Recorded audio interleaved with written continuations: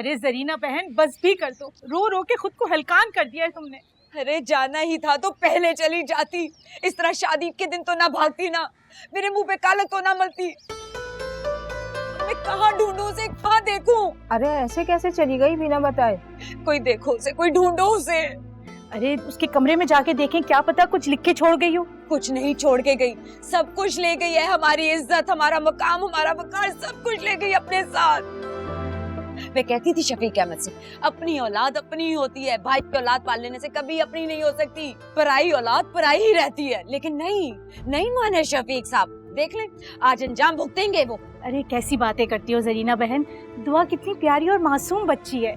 यही मासूमियत ना, यही मासूमियत आंखों में धूल झोंकती है।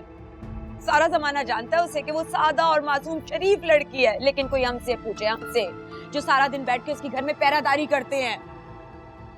अरे ना मुराद, कुछ तो कहती, कुछ तो सोचती।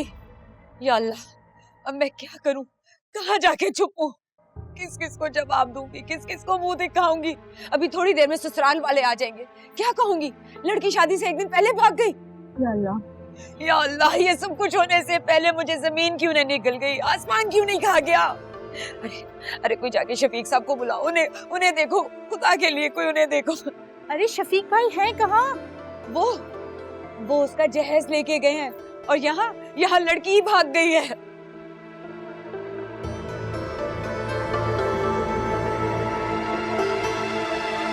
थोड़ी देर रुक जाते तो साथ ही चल देते। हाँ, ताकि और देर में पहुंचते। पता भी है चची जान को बताए बगैर घर से आए। अब अगर उन्हें मैं वहां ना दिखी ना तो पता नहीं क्या होगा। हाँ, तो ये सब कुछ तुम्हें पहले सोचना चाहिए था। हाँ, तो मुझे क्या मालूम था कि वहाँ उन सरफिरों से पाला पड़ जाएगा।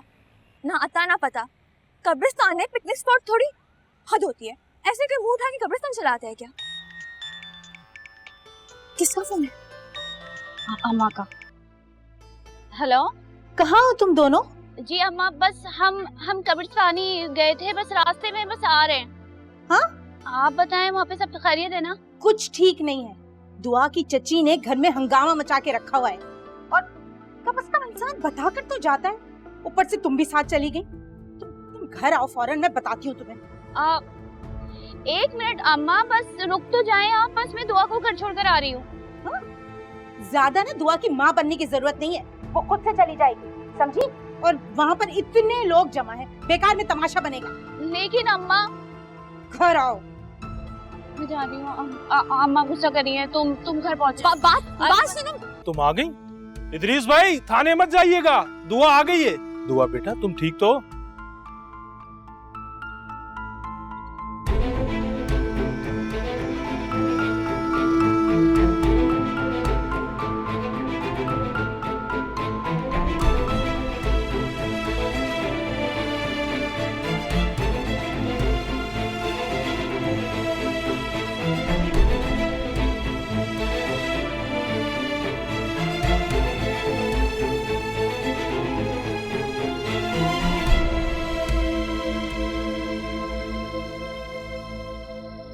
किस जन्म का बदला लिया है तुमने?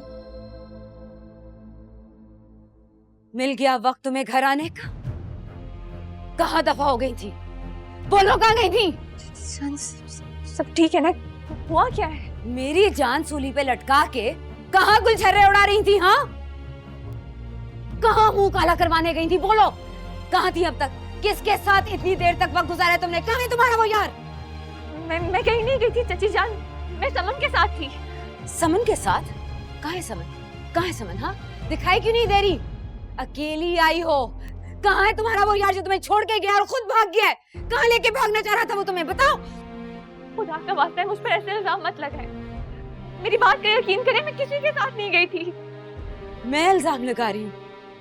बताओ जरा, मैं इल्जाम लगा रही हूँ? इतनी देर तक कहाँ थी? कहाँ थी तुम? बताओ, नहीं तो तुम्हारी वो दुर्गत बनाऊंगी कि सारी दुनिया देखेगी और तुम भी याद रखोगी। मैं समन के साथ कब्रिस्तान गई थी चची। हाँ, लो जी, अब हमारी आंखों में धूल झोंकी जा रही है। कब्रिस्तान गई थी ना? चची जान, मेरी बात का यकीन करें, मैं सच कह रही हूँ, मैं समन के साथ कब्रिस्तान ही गई थी। अरे मेरी छोड़ो तुमने अपने चचा का भी नहीं सोचा? सोचो जरा, क्या मुंह दिखाएगा वो लोगों को? हाँ, सुबह का गया अभी तक नहीं लौटा, इतनी मनहूस हो तुम। बोलो। देखिए दुआ और आजान जुम्मा से इतवार रात 9 बजे सिर्फ ग्रीन एंटरटेनमेंट पर।